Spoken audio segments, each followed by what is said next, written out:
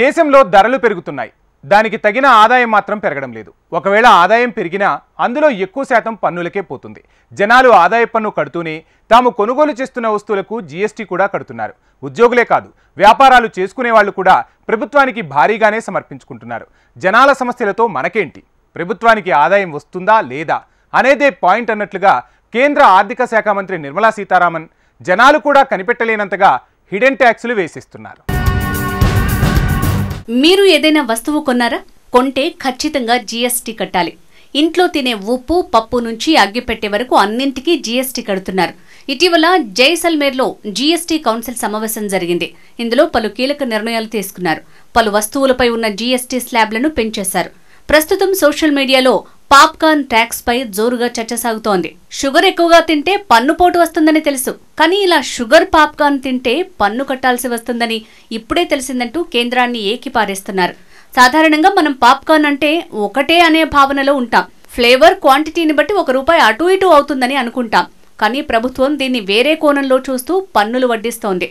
Salted popcorn కి ఒక GST, sugar కలిసిన కారామెలైజ్డ్ పాప్కార్న్ కి మరో జీఎస్టీ అంటూ నోటికాడ ఫుడ్ ని లాక్కుంటోంది. మార్కెట్లో పాప్కార్న్ చాలా రకాలుగా అమ్మేస్తున్నారు. ముందుగానే ప్యాక్ చేసిన labelled ready to eat popcorn మీద ప్రభుత్వం 12% జీఎస్టీ విధిస్తోంది. కారామెలైజ్డ్ పాప్కార్న్ మీద 18% జీఎస్టీ విధిస్తోంది. ఇదేం లాజిక్ అని అడిగితే ఉప్పు, మసాలా కలిసినవి 12% జీఎస్టీ స్లాబ్లోకి వస్తాయని, కారామెలైజ్ చేసినవి అంటే పాప్కార్న్ ను షుగర్ తో కలిపినప్పుడు అదే స్వీట్ పరిధిలోకి వస్తుందని కొత్త కథ వినిపిస్తున్నారు. అందుకే దానికి 18% జీఎస్టీ స్లాబ్లో పెట్టేశామని గర్వంగా చెప్తున్నారు. అయితే ఇది కేవలం ప్యాక్ చేసిన పాప్కార్న్ కి మాత్రమే. అదే మీరు ప్యాకింగ్ చేయని పాప్కార్న్ కొనుగోలు చేస్తున్నట్లయితే 5% జీఎస్టీ మాత్రమే పడుతుందట. ఈ జీఎస్టీ గురించి తెలిసి పాప్కార్న్ ప్రియులు చాలా బాధపడిపోతున్నారు. పాప్కార్న్ ను పాప్కార్న్ గా చూడాలి, కానీ ఇలా అందులో కలిపే పదార్థాలతో ముడిపెట్టి విడదీసి మరీ పన్నులు వడ్డించకూడదని అంటున్నారు. ఏదో కొద్దిగా షుగర్ కలిపేస్తే ఏకంగా 18% జీఎస్టీ వేస్తారా అంటూ మండిపడుతున్నారు. ₹100 పాప్కార్న్ కి 18% జీఎస్టీ యాడ్ చేస్తే అది వినియోగదారుడికి చేరేసరికి 120 అవుతుంది. ఇది దారుణం కాదా అని అడుగుతున్నారు కన్స్యూమర్స్. ఇక సినిమాకి వెళ్లేదెట్లా, పాప్కార్న్ తినేదెట్లా అంటూ వినియోగదారులు మండిపడుతున్నారు. సామాన్యులు తినే పాప్కార్న్స్ పై జీఎస్టీ రేట్లు పెంచడం ఏంటంటూ వినియోగదారులు ఆగ్రహం వ్యక్తం చేస్తున్నారు. ఉత్పత్తి ఒకటే అయినప్పుడు అందులో కలిపిన పదార్థాలను బట్టి జీఎస్టీ ఎలా వేస్తారు అని ప్రశ్నిస్తున్నారు. వన్ నేషన్ వన్ ఎలక్షన్ అంటూ భిన్నత్వంలో ఏకత్వం కోరుకునే మీరు ఇలా ఏకత్వంలో భిన్నత్వాన్ని ఎలా సపోర్ట్ చేస్తారని సెటైర్లు వేస్తున్నారు. ఇక నుంచి కొంటేనే కాదు, అమ్మినా కూడా జీఎస్టీ కట్టాలి. అవును, మీరు మీ పాత కారు అమ్మాలనుకుంటున్నారా? డోంట్ వరీ, హాయిగా అమ్ముకోండి. కాకపోతే పాతవి అమ్మితే వచ్చిన డబ్బులపై జీఎస్టీ కట్టండి. మీరు మీ పాత కారును ₹1,00,000 అమ్మారనుకోండి, ₹18,000 జీఎస్టీ పన్ను కట్టాలట. ఇప్పుడు ఇదే దేశవ్యాప్తంగా చర్చనీయాంశమైంది. ఎలక్ట్రిక్ వాహనాలతో సహా అన్ని రకాల వెహికల్స్ అమ్మినా కూడా జీఎస్టీ చెల్లించాలి. దేశవ్యాప్తంగా యూజ్డ్ కార్ల మార్కెట్ బాగా నడుస్తుండటంతో ఈ నిర్ణయం తీసుకున్నారు ఫైనాన్స్ మినిస్టర్ నిర్మలమ్మ.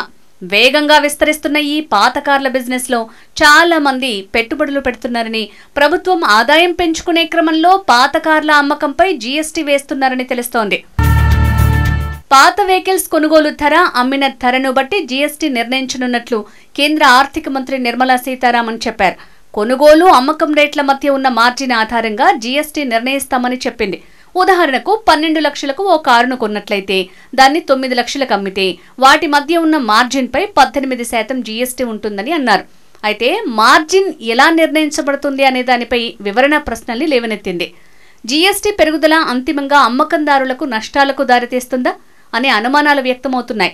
జాతీయ సమాచార technology department incharge Amit Malviya పాత కార్ల అమ్మకంపై జీఎస్టీ నిర్ణయంపై ఇచ్చిన వివరణ ప్రకారం 18% జీఎస్టీ అనేది వాహనంపై అమ్మిన ధర, కొనుగోలు ధర మధ్య వ్యత్యాసం, డీలర్ల మార్జిన్ పై మాత్రమే లెక్కించబడుతుంది. అయితే వాహనం మొత్తం విలువపై కాదు అని చెప్పారు. ఈ విధానంలో పన్ను డీలర్ నిర్ణయించిన మార్జిన్ పైనే జీఎస్టీ నిర్ధారణ ఉంటుంది. ఇది జీఎస్టీ ఫ్రేమ్ వర్క్ కింద ఒక సర్వీస్గా పరిగణించబడుతుంది. దేశవ్యాప్తంగా యూజ్డ్ కార్ల మార్కెట్ వేగంగా వృద్ధి చెందుతోంది. ఇండియన్ బ్లూ బుక్ 2023 ప్రకారం భారత్లో ఒక్క 2022-23లోనే $31.33 బిలియన్ విలువైన కార్ల అమ్మకాలు జరిగాయి. 2027-28 నాటికి $70.48 బిలియన్ పెరుగుతుందని అంచనా వేస్తున్నారు. 2017 నుంచి 2022 మధ్య 6% ఉన్న యూజ్డ్ కార్ల మార్కెట్ సగటు వృద్ధి రేటు 2023 నుంచి 2028 మధ్య 16% పెరగొచ్చని రిపోర్టులు చెప్తున్నాయి. అదే కొత్త కారు మార్కెట్ ఇదే కాలంలో 1% నుంచి 6% వరకు చాలా నెమ్మదిగా వృద్ధి చెందుతుందని అంచనా వేస్తున్నారు.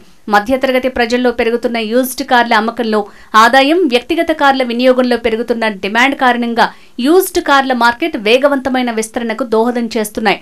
జీఎస్టీ నిర్ణయం యూజ్డ్ కార్ల వ్యాపారంపై ప్రభావం చూపుతుందని భావిస్తున్నారు. ముఖ్యంగా కొనుగోలు చేసిన వెహికల్స్ పై డీలర్లు చేసే తరుగుదల, క్లెయిమ్ పై ప్రభావం చూపనుంది. ప్రైవేటుగా వెహికల్స్ కొనుగోలు చేసే వ్యక్తి లేదా విక్రయించే వ్యక్తులపై పన్ను ప్రభావం ఉండదని చెప్తున్నారు.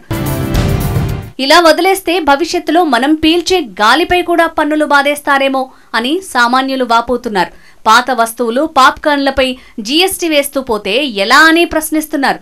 సామాన్యులు తినే పాప్కార్న్ పై జీఎస్టీ రేట్లు పెంచడం ఏంటంటూ వినియోగదారులు ఆగ్రహం వ్యక్తం చేస్తున్నారు.